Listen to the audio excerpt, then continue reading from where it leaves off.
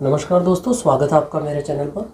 दोस्तों, आज हम देखेंगे भारतीय इतिहास का एक महत्वपूर्ण टॉपिक कोल विद्रोह, जो कि वेरी इम्पोर्टेंट है। और एक महत्वपूर्ण टॉपिक इसलिए है दोस्तों क्योंकि यहाँ से सवाल पूछे जाते हैं और कुछ सवाल बिल्कुल सीधे सीधे पूछे जाता है कि निम्नलिखित जो विद्रोह है उसका संबंधित नेता कौन था, या यह विद्रोह जो था वह कहाँ पर हुआ। तो आज हम ये सारी चीज़ें इस वीडियो में देखेंगे। तो शुरू करते हैं कोल विद्रोह। तो दोस्तों, कोल विद्रोह की अगर बात करें तो सबसे पहले इसका टाइम पीरियड देखते हैं। तो इसका टाइम पीरियड जो था वह 1831 से लेकर 1848 ईस्वी तक था। कई किताबों में दोस्तों 1831 और 32 ही दे रखा है, लेकिन 32 में जब बुद्धो भगत की मृत्यु हो जाती है या हम कहें जब उनकी हत्या कर दी जाती है, तो उसके बाद भी यह विद्रोह जो था वह चलता रहा था कोल जनजाति द्वारा। और इसका नेतृत्व एक अलग जो पर्सन ने किया था उसको हम आगे देखेंगे, जो कि गंगा नारायण थे। उन्होंने इसका जो है विद्रोह का नेतृत्व 1848 तक किया था। अब देखते हैं जो कोल विद्रोह था दोस्तों। तो पहले इसके नेता की बात कर लेते हैं, क्योंकि सीधा सीधा सवाल यही पूछा जाता है कि इसके नेता, संबंधित नेता कौन थे। तो इसके जो नेता थे, बहुत ही इम्पोर्टेंट नाम है बुद्धो भगत। बुद्धो भगत जो थे इनके नेता है। यह कई बार मिलान में आया हुआ सवाल है। सीधा सवाल पूछा जाता है, सन पूछा जाता है कौन सा है, और नेता कौन थे, तो बुद्धो भगत थे। अब इस विद्रोह के जो क्षेत्र की बात करें कि ये क्षेत्र किस क्षेत्र में फैला था, तो दोस्तों यह जो था वह झारखंड के क्षेत्र में फैला था। प्रमुख रूप से अगर हम बात करें तो झारखंड जो राज्य है उसके क्षेत्रों में फैला था। इसके अलावा जो प्रसार देखें तो सिंहभूम, झारखंड में सिंहभूमि, इसके अलावा रांची के अलावा हजारीबाग, एक और क्षेत्र है पलामू, और पलामू के अलावा और हम देखें तो मानभूम। सिंहभूमि, रांची, हजारीबाग, पलामू और मानभूम, इन क्षेत्रों में यह विद्रोह जो है दोस्तों वह फैला था। इसका प्रचार प्रसार इन क्षेत्रों में हुआ था। अब देखते हैं इस विद्रोह के कारण क्या थे। दोस्तों, इस टॉपिक में जो है आज जो मैंने आपके लिए लिखा है उसमें केवल उन्हीं चीज़ों को सम्मिलित किया गया है जहाँ से सवाल पूछे जाने की पूरी संभावना रहती है, जहाँ से सवाल पूछे जाते हैं। तो अब हम इसके कारण देखते हैं कि आखिर क्या ऐसे कारण रहे जिसके कारण कोल विद्रोह पनपा, या इस विद्रोह को जो है कोल जनजाति द्वारा ये विद्रोह किया गया। तो देखते हैं इसके कारण।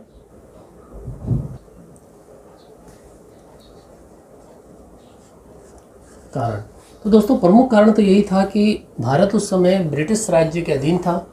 तो ब्रिटिश साम्राज्य के अधीन होने के कारण ब्रिटिशों की जो अंग्रेजों की आर्थिक नीतियाँ थी वही सबसे प्रमुख विरोध का कारण बनी थी। तो इसमें अगर हम पहला देखें तो इनकी जो कोल जनजाति थी, जहाँ ये जनजाति क्षेत्र जहाँ ये लोग निवास करते थे, तो इनकी ज़मीन पे कहीं ना कहीं अंग्रेजों द्वारा कब्जा किया गया और इनकी ज़मीन छीनकर, इन जनजातियों की ज़मीन छीनकर सिखों तथा मुस्लिमों को दी जा रही थी। तो दोस्तों, कहीं ना कहीं अगर हम देखें तो एक तरह से अगर किसी की परंपरा पर या परंपरागत जो क्षेत्र है, किसी की संस्कृति है, उस पर अगर कोई जो है आक्रमण किया जाएगा या उस पर ज़बरदस्ती की जाएगी तो कहीं ना कहीं विद्रोह पनपेगा। तो यही कारण यहाँ बना कि इनकी जो ज़मीन छीनकर सिखों और मुस्लिमों को दी जा रही थी, और जहाँ पर जो है यह जो कोई भी जनजाति हो वो अपने क्षेत्र पर किसी दूसरे का अधिकार नहीं चाह रही थी। तो यह जो है एक प्रमुख कारण बना। इसके अलावा अगर हम देखें तो अंग्रेज़ों द्वारा ही यह लोग जो जनजाति थी वह चावल के द्वारा शराब बनाते थे। तो इनको क्या किया इन्होंने, अंग्रेज़ों ने इस पर कर लगा दिया। तो चावल से निर्मित शराब पर कर, तो अंग्रेजों द्वारा चावल पर निर्मित शराब पर उत्पादन शुल्क या हम कहें कर लगा दिया गया उत्पादन। तो इससे भी जो है इन जनजातियों के जो कोल जनजाति थी उनके मन में विरोध पनपा, क्योंकि यह जो थे कहीं ना कहीं खुद के लिए ये शराब निर्मित करते थे। तो उस पे जो है ये कहते थे कि भाई हम उत्पादन शुल्क क्यों दें। हो सकता है कुछ लोग जो थे वो व्यापार भी करते थे, लेकिन जो प्रमुख कारण हम देख रहे हैं यहाँ पर, तो इनकी ज़मीन छीनकर सिखों को दी जा रही थी और चावल से निर्मित शराब पर जो है उत्पादन कर लगा दिया गया था अंग्रेजों द्वारा। तो ये प्रमुख 2 कारण बने। हम इसे तात्कालिक कारण की संज्ञा भी दे सकते हैं। अगर तात्कालिक कारण पूछा जाए तो तात्कालिक कारण यही बनते हैं कि इनकी ज़मीन पर अधिकार किया जा रहा था और चावल से निर्मित शराब पर उत्पादन शुल्क लगा दिया गया। अब अगर हम देखें तो बुद्धो भगत से पहले भी छुटपुट यानी छोटे लेवल पर, छोटे पैमाने पर जो है कुछ ऐसे लोग थे जिसमें 2 नेताओं के नाम सामने आते हैं जिन्होंने कि इसका विरोध किया था, अंग्रेज़ों की इन आर्थिक नीतियों का विरोध किया था। तो उनमें एक नाम आता है सुरगा और दूसरा जो नाम था वह सुगराय। दूसरा जो नाम आता है वह सिगराय। सुरगा और सिगराय जो थे उन्होंने बुद्धो भगत से भी पहले, यानी बुद्धो भगत ने जो नेतृत्व किया था वो 1831 में संभाला था, लेकिन इससे भी पहले जो है सुरगा और सिगराय ने जो है इस कोल आंदोलन या हम कहें तो अंग्रेजों के जो आर्थिक नीति था उसके विरुद्ध जो है एक विद्रोह किया था, यानी उनका विरोध किया था। अब हम देखते हैं कि जो बुद्धो भगत थे उन्होंने 1831 में नेतृत्व संभाला। तो प्रमुख नेता हो गए बुद्धो भगत। इनके साथ साथ कुछ और अन्य लोग थे जिन्होंने इस विद्रोह का जो है इसमें साथ दिया। तो वह प्रमुख अगर नाम कभी पूछा जाए तो जोया भगत।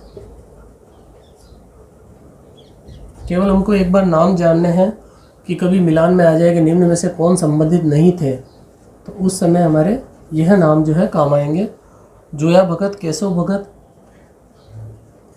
इसके अलावा और हम देखें तो नरेंद्र शाह के अलावा एक और नाम आता है मनिकी, और मनिकी के अलावा एक नाम था मदरा महतो। जो अन्य नाम था वह था मदरा महतो। तो यह बुद्धो भगत के कुछ साथी थे जिन्होंने विद्रोह का नेतृत्व किया। बुद्धो भगत के साथ ही जिसमें जोया भगत, केशव भगत, नरेंद्र शाह, मनिकी और मदरा महतो। अब दोस्तों 1832 ईस्वी में क्या होता है, बैरकपुर और एक छावनी और थी दानापुर, यहाँ से विलिकंसन, ये दोनों छावनियाँ थी। यहाँ से विलिकंसन और इसके अलावा डेंट को भेजा जाता है विद्रोह को दबाने के लिए या विद्रोह का दमन करने के लिए। तो विलिकंसन और डेंट को भेजा जाता है विद्रोह का दमन करने के लिए। और बाद में जो है 1832 ईस्वी की बात है कि बुद्धो भगत और उसके जो हजारों साथी थे या हम कहें हजारों विद्रोही थे, उनकी जो हत्या कर दी जाती है, यानी वह जो है मारे जाते हैं। तो 1832 ईस्वी में ही बुद्धो भगत तथा इनके जो साथी हैं यानी विद्रोहियों की, बुद्धो भगत प्लस विद्रोहियों की हत्या, या ये लोग जो है मारे जाते हैं। और बाद में जो है 1832 के बाद में जो एक नाम आता है एक नए नेता का, उसका नाम था दोस्तों 1832 में एक नए नेता का नाम आता है जिसका नाम था गंगा नारायण। ये भी एक प्रमुख नाम है, मिलान में ये भी पूछा जाता है। तो मेन 2 ही नाम पूछे जाते हैं अगर नेता की बात करें तो, एक तो बुद्धो भगत और एक गंगा नारायण। तो बाद में 1832 ईस्वी में गंगा नारायण ने इस विद्रोह का नेतृत्व किया और इस विद्रोह को उसने जो है 1848 तक चलाया, यानी 1848 ईस्वी तक यह विद्रोह जो है छिटपुट घटनाओं के रूप में या हम कहें छिटपुट रूप में चलता रहा और बाद में इसे जो है दबा दिया गया था। इसके अलावा हम और देखें तो इस विद्रोह को एक अन्य नाम भी दिया जाता है इस विद्रोह का, वह देखते हैं। ये भी कभी पूछा जाता है कि इस विद्रोह का अन्य नाम या अन्य किस नाम की संज्ञा इसको दी गई है इस विद्रोह की। तो इसका जो है नाम था लरका विद्रोह। लरका विद्रोह यानी इस विद्रोह का अन्य नाम था लरका विद्रोह। तो कोल विद्रोह या लरका विद्रोह कुछ भी पूछा जाए तो उसका नेतृत्व करता जो है वह बुद्धो भगत होंगे या गंगा नारायण होंगे। तो दोस्तों यह था आज का हमारा टॉपिक कोल विद्रोह, जो कि एक इम्पोर्टेंट टॉपिक था और यहाँ से सवाल पूछे जाते हैं और बड़े सिंपल सवाल होते हैं, लेकिन कहीं ना कहीं जानकारी के अभाव में वह सवाल गलत हो जाते हैं। तो कोल विद्रोह हमने देखा झारखंड में हुआ था और इसके जो नेता थे वह बुद्धो भगत थे। बाद में इसका नेतृत्व 1832 के बाद जब बुद्धो भगत की हत्या कर दी जाती है तो गंगा नारायण द्वारा इसका नेतृत्व किया जाता है। इसका अन्य नाम अगर हम देखें तो लड़का विद्रोह था और 2 छावनियाँ थी, बैरकपुर और दानापुर। वहाँ से विलिकंसन और डैंड को भेजा जाता है इस विद्रोह का दमन करने के लिए। तो उनके द्वारा इस विद्रोह का दमन किया गया था। और कारण हमने देखा शुरुआत में कि अंग्रेज़ों की जो आर्थिक नीतियाँ थी, उनकी ज़मीन जो कोल जो जनजाति थी उनकी ज़मीनों पर कब्जा किया जा रहा था। इसके कारण जो है उनमें असंतोष की भावना पनपी। इसके अलावा जो वह चावल से शराब बनाते थे उस पर भी जो है उत्पादन शुल्क अंग्रेज़ों द्वारा लगा दिया गया। इसके कारण भी जो है विद्रोह भड़क उठा था। तो यह है आज का हमारा टॉपिक था, कोल विद्रोह। और मिलते हैं दोस्तों एक नए और महत्वपूर्ण टॉपिक के साथ। धन्यवाद।